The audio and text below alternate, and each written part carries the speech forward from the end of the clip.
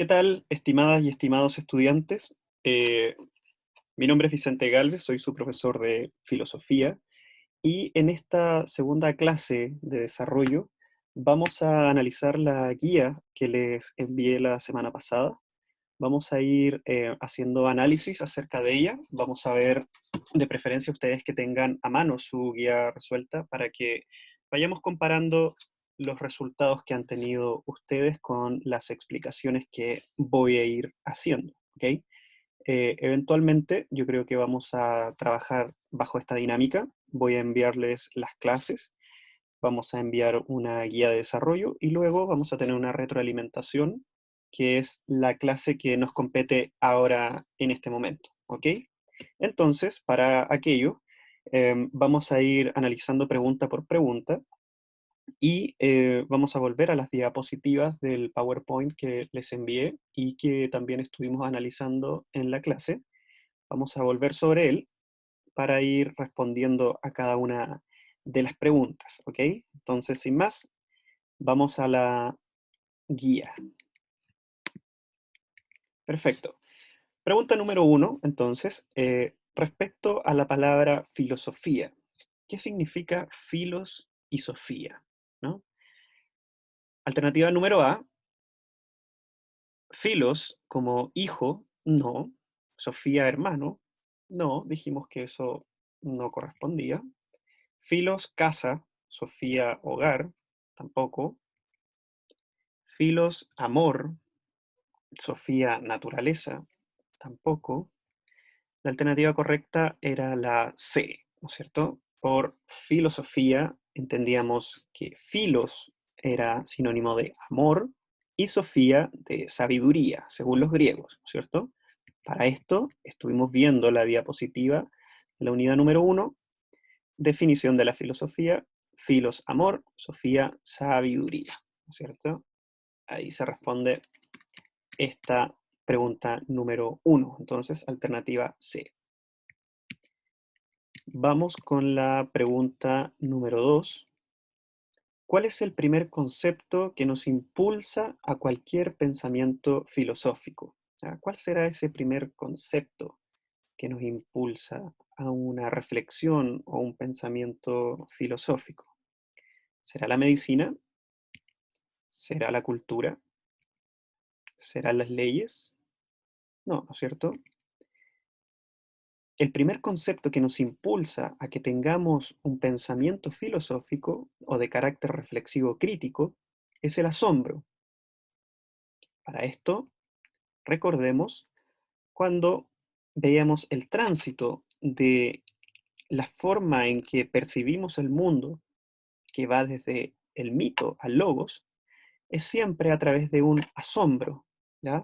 Las primeras culturas que entendían la relación del mundo a, a partir del mito, lo hacían desde el asombro cuando, por ejemplo, veían un volcán hacer erupción, veían una tormenta muy torrentosa, veían fenómenos como un tsunami, etcétera, ¿no es cierto? Veían las sequías, por ejemplo, veían nevazones que eran torrenciales y que no paraban, veían, qué sé yo, una luz, por ejemplo, etcétera. Fenómenos naturales que asombraban, ¿ya? Entonces, volvemos a la pregunta, ¿cuál es ese primer concepto que nos impulsa a un pensamiento filosófico? El asombro. No sería ni la medicina, porque eso sería motivo de la ciencia, la cultura, que eso tendría que ver netamente con nosotros, y las leyes desde un plano jurídico que no nos correspondería como disciplina filosófica, ¿no?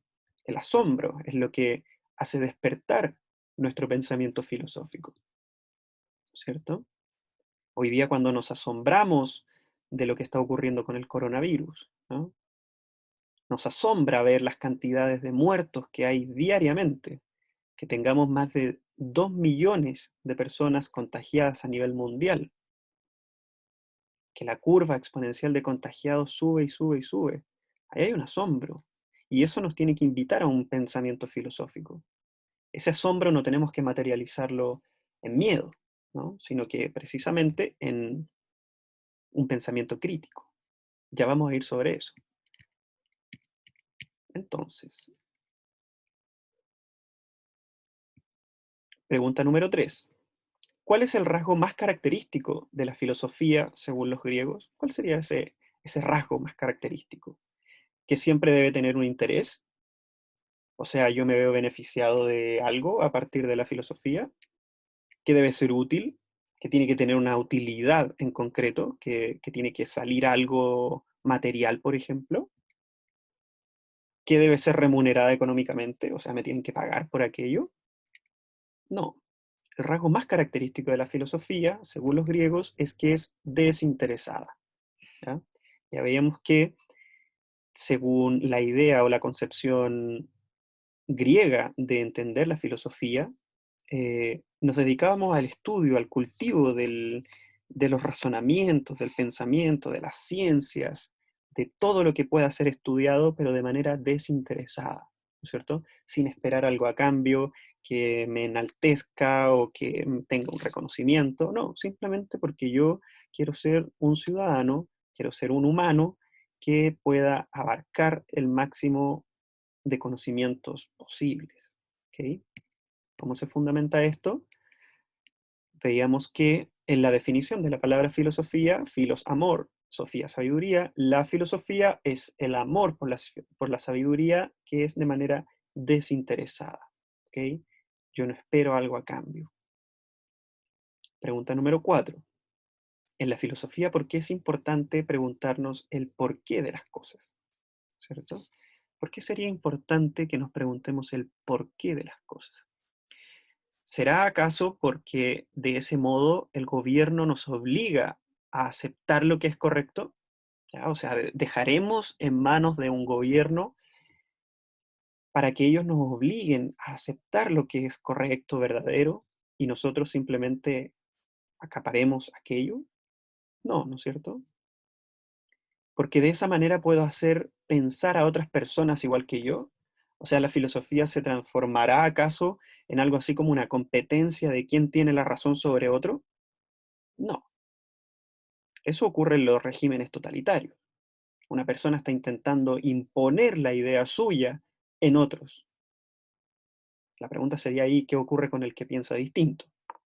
La historia nos ha mostrado que no termina eso de buena manera, ¿cierto? Cuando desde la filosofía se intenta imponer una manera de pensar, es bien recibida por las personas que la comparten, pero la persona que no piensa igual no corre una muy buena suerte, ¿no es cierto? ¿Será acaso porque como nada está resuelto, yo tengo el deber de establecer verdades únicas? Algo así como vivimos en un mundo que, como no hay nada resuelto, es mi deber humano establecer verdades únicas, o sea, que yo llegue con una respuesta y decir, esto es así y nada más que esto. No, ¿no es cierto? ¿Cuál será entonces la alternativa correcta? Porque de esta manera entonces formamos nuestro propio criterio. ¿Por qué es importante preguntarnos el porqué de las cosas? Porque de esta manera vamos formando nuestro propio criterio. No nos dejamos influenciar por el resto. Si bien es cierto, una conversación puede tener, una conversación puede ser de carácter muy productivo. Yo puedo tener muchos análisis, puedo ampliar mi perspectiva de cómo entender algo. Pero un diálogo, una conversación no puede ser más allá que eso. No puede ser una propuesta de pensar distinto. No se trata de imponer una manera de pensar. ¿Ok? Ya lo veíamos entonces con los desastres naturales. Cuando conversábamos acerca del mito, decíamos que en estas narraciones, cuentos o realidades ficticias, se entendía que había algo ya escrito, había algo una historia, una realidad viva que se iba transmitiendo de generación en generación, ¿cierto? De familia en familia. La verdad se iba transportando. Entonces, nos juntábamos con la familia y de pronto decíamos, sí, claro, sí, en realidad la inundación que hubo hace 5 años atrás fue porque Zeus se enojó y eso está en un libro. Sí, vamos a decir todos, efectivamente. Y nadie lo va a poner en duda, nadie lo va a cuestionar, ¿no? Nadie puede cuestionar a los dioses, ¿ok? Entonces, cuando yo voy formando mi propio criterio, es cuando me voy alejando de esas concepciones mitológicas de carácter religioso, en donde parece que hay algo ya predestinado, y voy formando mi propio criterio a partir de lo que llamamos el logos, o el pensamiento o el razonamiento. Logos, recuerden que era lo mismo que aquello. ¿Ok? Entonces, cuando rompo con esa relación de entender que un fenómeno natural, por ejemplo, o una desgracia, ocurrió por un castigo de que hice algo mal, y voy a pensar en unas causas naturales o causas que tengan un razonamiento científico, entonces estoy eh, proponiendo mi propio criterio. ¿Bien? Pregunta 5. Identifique posibles conductas de alguien que sí se pregunta el porqué de las cosas. ¿Ya? Vamos a ver entonces quiénes entrarían en esta categoría de personas que sí se preguntan el porqué de las cosas. Entonces, una persona que solo repite discursos de otras personas. ¿Será esa una persona que se pregunta filosóficamente por las cosas? No. Recordemos el discurso de Donald Trump, ¿no es cierto? Los mexicanos son todos drogadictos, violadores, criminales, etcétera, ¿no es cierto? Y no solo los mexicanos, sino que Latinoamérica en general, la gente del sur, ¿no es cierto? O la gente del Medio Oriente, personas peligrosas para Donald Trump. ¿Ah? ¿Será una persona que solo repite el discurso de Donald Trump una persona que piensa el porqué de las cosas? No. Una persona que hace lo que sus amistades le dicen. Bueno, esto ya es más aterrizado a nosotros, ¿no es cierto? Una persona que solamente sigue a lo que los amigos le dicen o lo que los amigos pueden considerar que es correcto, y esta persona, para poder ser integrado en un grupo social, para ser aceptado socialmente, va y sigue las mismas conductas. Bueno, ahí tendríamos una persona que no sigue esta lógica de el porqué de las cosas, no se pregunta. Una persona que justifica sus actos diciendo es que las cosas son así, po. ¿Tenemos ahí alguien que piensa el porqué de las cosas? No. Una persona que es violenta y que soluciona todo a golpes, ¿no es cierto? O de manera violenta físicamente. Es que yo soy así, po. Es que yo resuelvo las cosas porque yo soy así, po. Ahí no estamos ante alguien que pregunta filosóficamente el porqué de las cosas, ¿no? Alguien simplemente que se está dejando llevar o que no puede controlar su ira.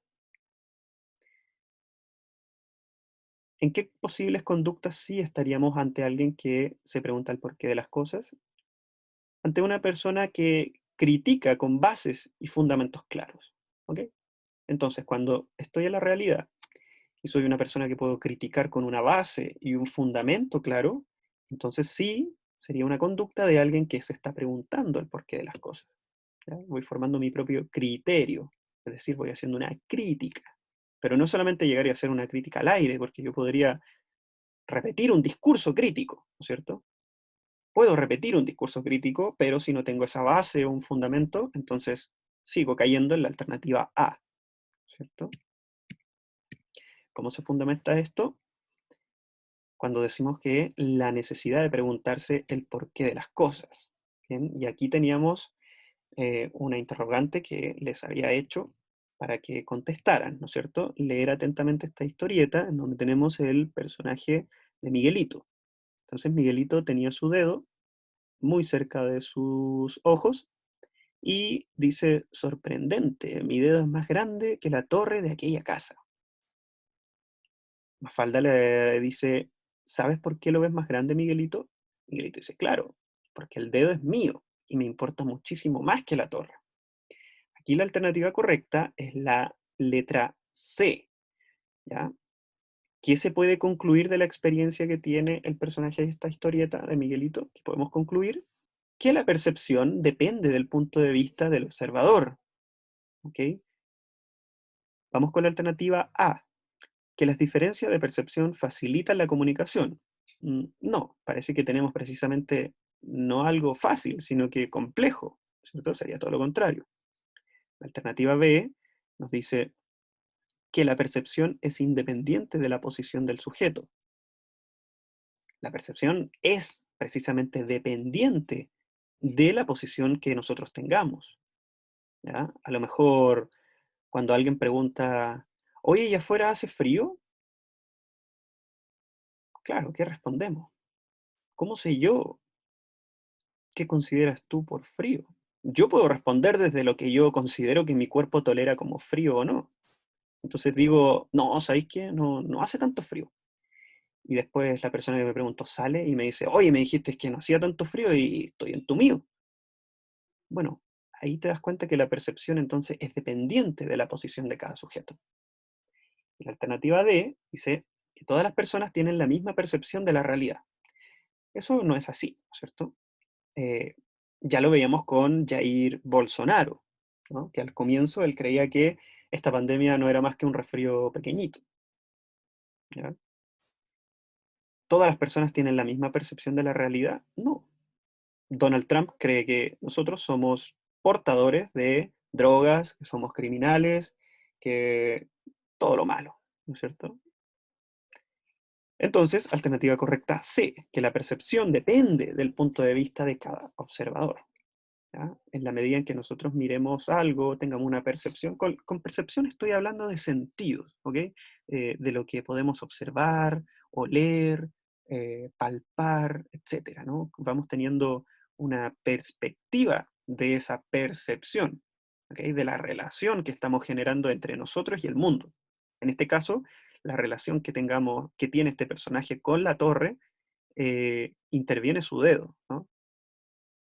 ¿Y por qué el dedo se va a ver más grande? Bueno, porque a él le importa más su dedo que la torre que está al frente. ¿Ok? Pregunta número 6.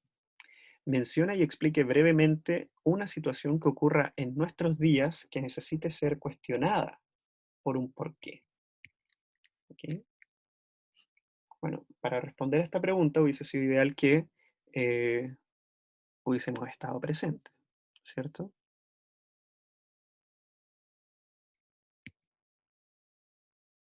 Idealmente acá, si me pueden enviar sus respuestas por correo, se los agradecería. Les voy a hacer llegar mi correo, ¿ok? Para que las personas que me quieran escribir podemos ir generando un feedback en donde yo les voy respondiendo y ustedes me contestan y así, ¿cierto? Para ir generando ya una instancia de diálogo. Pregunta número 7. ¿Cuál es el tránsito en el pensamiento que permite aparecer la filosofía? ¿Ok? O sea, ¿cuándo florece la filosofía? ¿En qué tránsito de pensamiento? O sea, ¿desde dónde hasta dónde? ¿Qué ocurre que aparece ahí la filosofía? ¿Será en el tránsito de Dios al hombre? No. ¿Será el tránsito del logos al mito? No. Pero efectivamente son las palabras que necesitamos. ¿Será el tránsito de Dios a la ciencia? No. La filosofía aparece en el tránsito del mito al logos. Es decir, en esa concepción de carácter religiosa, en donde le asignábamos a los dioses griegos principalmente todo lo que ocurría en el mundo, todas las consecuencias que ocurrían, todos los hechos que ocurrían en el mundo, se los atribuíamos a ellos, y cuando empezamos a cuestionar no solamente sus acciones, sino que comenzamos a cuestionar si realmente existían estos dioses, parece que empezó a crear algo en nosotros que permitió aparecer la filosofía. La filosofía entonces nace como discusión, como crítica a todo esto que ya creíamos como establecido. ¿Cuál será el desafío entonces de la filosofía? Permitir el avance de las ciencias, por ejemplo. ¿Ya? Que las ciencias, a partir de su comprobación científica, puedan determinar el origen, causa de las cosas y todos los análisis que puedan ellos ser pertinentes. Entonces, acá lo vemos, ¿no es cierto?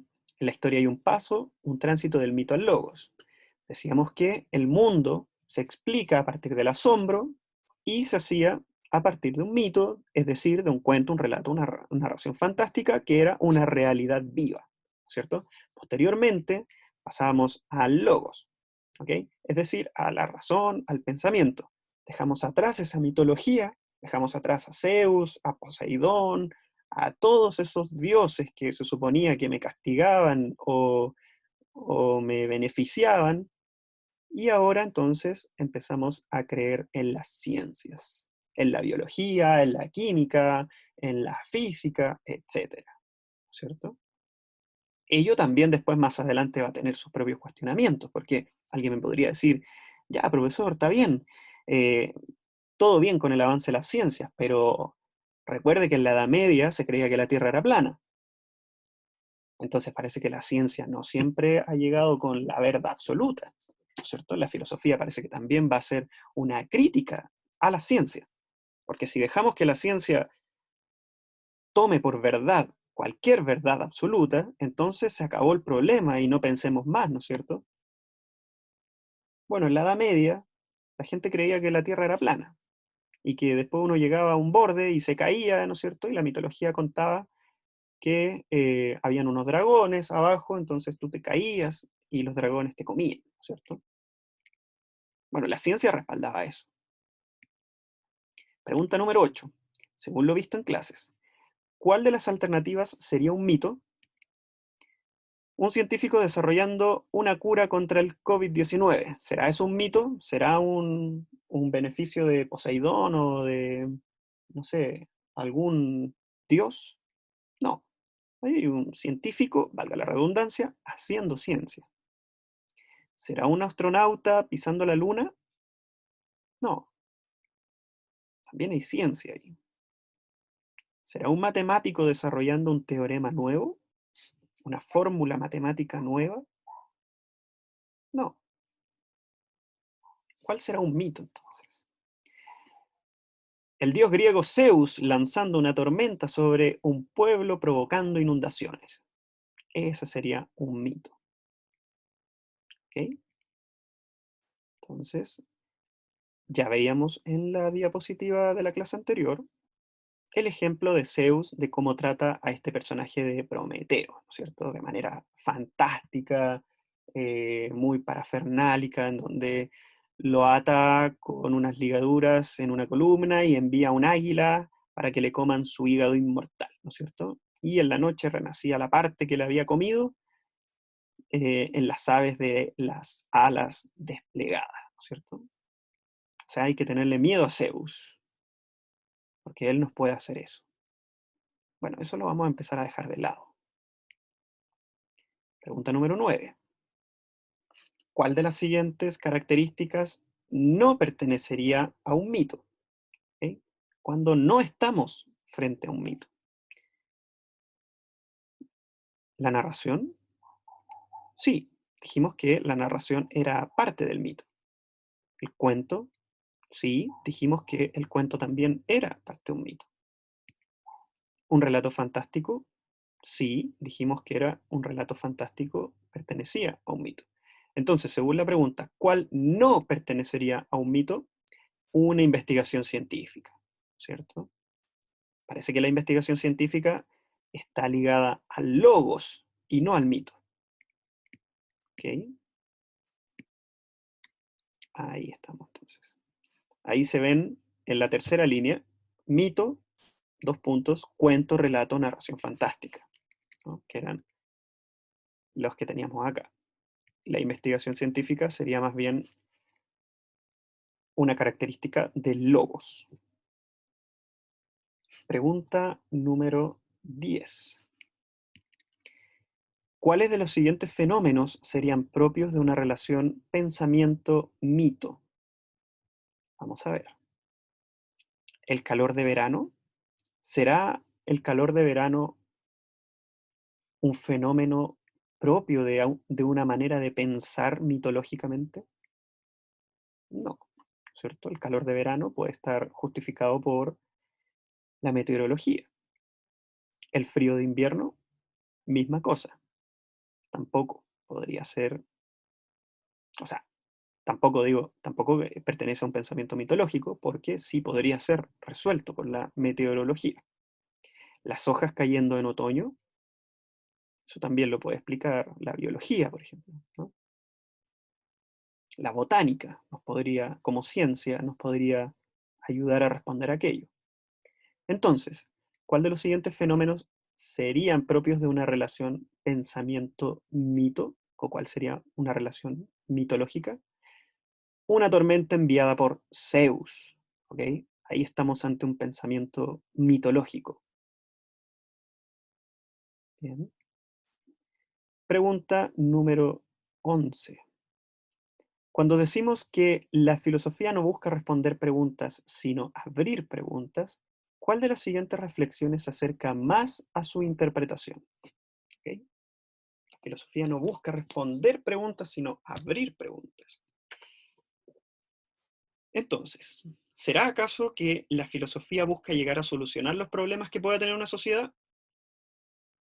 Acuérdense cuando dijimos que el filósofo no va a bajar de los cielos, va a abrir camino entre la gente en Plaza Italia o Plaza de la Dignidad y va a decir, personas, humanos, aquí les traje la solución. No, no va a ser eso el filósofo, ¿cierto? Entonces, se descarta esta alternativa porque la filosofía no busca solucionar los problemas que pueda tener una sociedad. ¿La filosofía aporta al área de las ciencias ayudando a combatir pandemias? ¿Es ese el rol de la filosofía? ¿Aportar al área de las ciencias ayudando a combatir una pandemia? Es decir, ¿vamos a tener que llevar filósofos a un laboratorio? No. ¿La filosofía pretende solucionar los problemas que cada uno pueda tener en su vida? Es decir, que a cada uno se nos tenga que asignar algo así como un libro o una persona filósofa que nos acompañe en nuestra vida para solucionar los problemas. No. ¿Cuál va a ser entonces la respuesta más cercana a esta frase que tenemos como la filosofía no busca responder preguntas, sino abrir preguntas? Alternativa número A, que la filosofía no llega a solucionar los problemas de la sociedad, sino a abrir preguntas que no se han pensado. ¿Ok?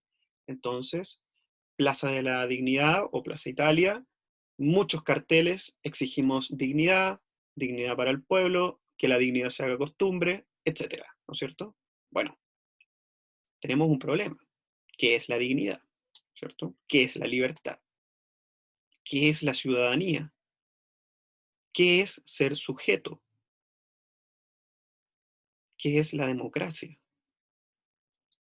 Esas son las preguntas que la filosofía tiene que abrir, porque efectivamente para nosotros es fácil llegar y utilizar esas palabras como cliché, ¿no es cierto?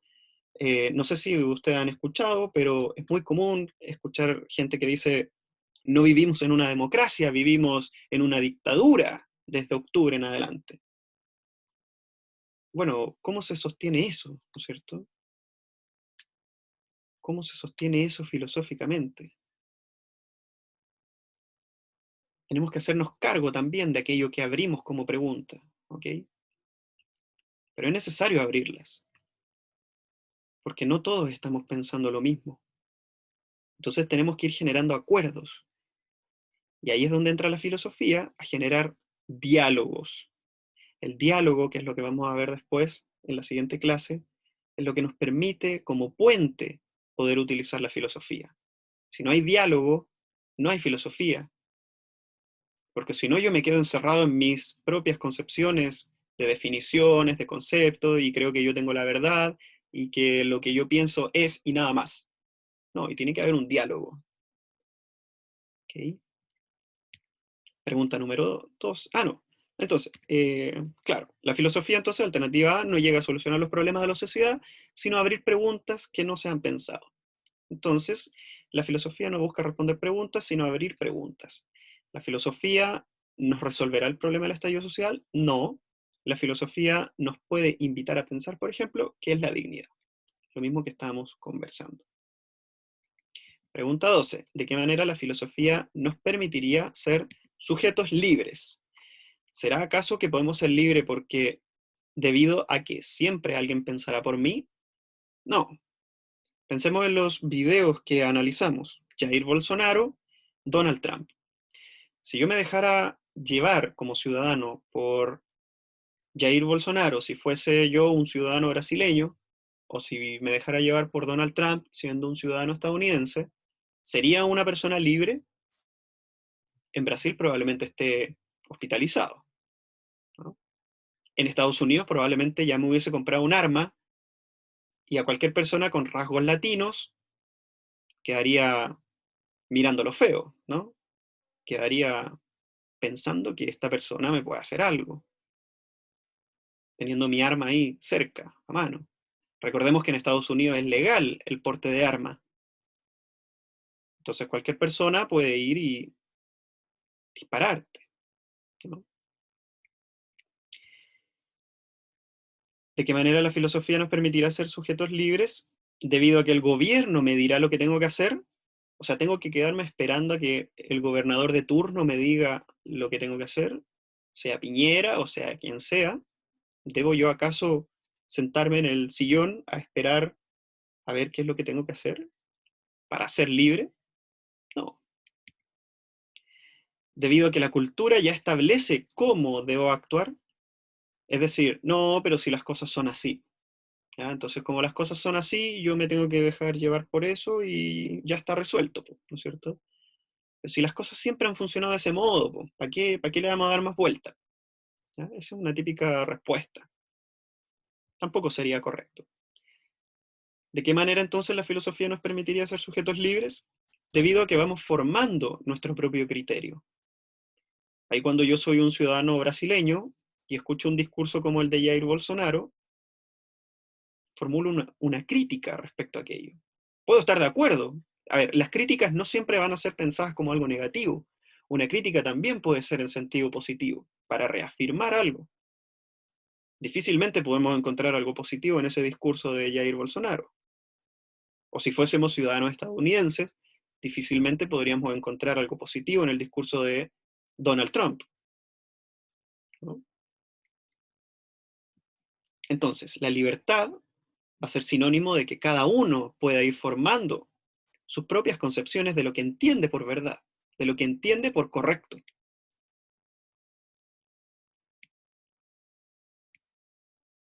Bien, entonces, ser sujetos libres sería sinónimo de ser sujetos autónomos, libres, no condicionados. ¿Qué quiere decir no condicionados? Que yo no esté condicionado a alguien o algo, que yo no dependa de otra persona, o que no dependa de algo, ¿ya? A eso se refiere con lo no condicionado. Una persona condicionada sería alguien dependiente de otro, que se subordina a otro. Pregunta 13.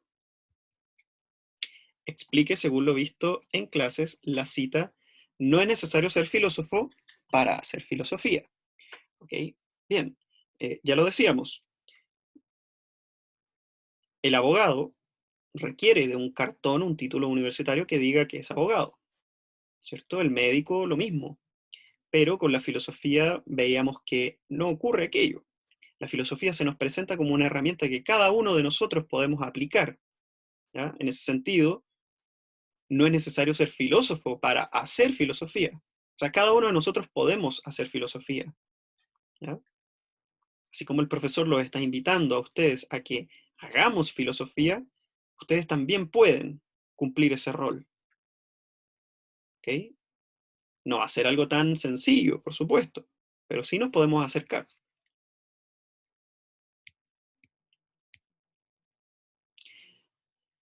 Reflexionar filosóficamente entonces nos hará libres. No es necesario ser filósofo para hacer filosofía. ¿Qué necesitaríamos para pensar filosóficamente?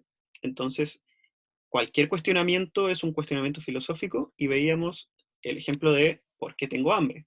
¿Eso es una pregunta filosófica? No, porque tengo hambre y, ¿no es cierto?, me cruje el estómago. Veíamos que la biología podía dar una respuesta a aquello y alguien especializado en ciencias podría preguntarnos, mira, ¿tomaste desayuno? No. ¿Almorzaste? No. ¿Tomaste once? No. Bueno, son las 11 de la noche y te duele la guata precisamente, por eso tienes hambre, ¿no es cierto? Se está produciendo algo en tu organismo que tienes hambre, ¿ok? Entonces, por eso la pregunta, ¿por qué tengo hambre? no sería una pregunta filosófica, porque su respuesta ya tiene una fundamentación científica. Ahora, ¿qué preguntas habría que hacer que no tengan una justificación científica? Por ejemplo, ¿qué es la verdad? ¿Qué es la dignidad? ¿Qué es la justicia? ¿Qué es el ser? ¿Qué es la existencia? ¿Qué es la muerte? ¿Qué es el tiempo? ¿Qué es el espacio?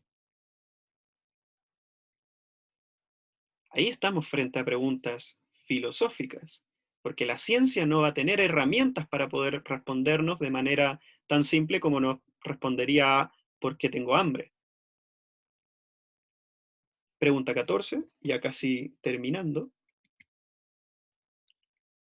¿Cuál de las siguientes características no serían las de una persona que reflexiona filosóficamente? Ojo con ese que no serían de una persona que reflexiona filosóficamente. ¿Son personas autónomas? Sí. Las personas autónomas son personas que reflexionan filosóficamente. ¿Son libres? Sí. Ser libre sería una característica de personas que sí reflexionan filosóficamente, y yo estoy preguntando por las características que no serían las de una persona que reflexiona filosóficamente. ¿No son condicionados? Exactamente. Una persona que reflexiona filosóficamente es una persona no condicionada. Entonces, ¿cuál es la respuesta correcta? Que son dependientes de otra persona, ¿no? O sea, ¿cuál de las siguientes características no serían de una persona que reflexiona filosóficamente? Una persona que depende de otra persona. ¿Ok?